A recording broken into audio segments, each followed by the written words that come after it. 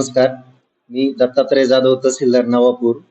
काल दिनांक 2 ऑक्टोबर 2024 रोजी नवापूर तालुक्यातील मौजे, खोकसा व परिसरात भूकंप सदृश्य आवाज येऊन नागरिकांमध्ये भीतीचे वातावरण निर्माण झाले होते. तर काल रात्री 10 वाजता आपले विसरवाडी पोलीस ठाण्याचे सहाय्यक पोलीस निरीक्षक श्री साबळे साहेब व मी समक्ष गावी भेट दिली व नागरिकांशी चर्चा केली. त्याचप्रमाणे आज सकाळी पुन्हा मौजे, खोकसा या गावी भेट देऊन सदर परिसरात पाहणी केली व नागरिकांशी चर्चा केली.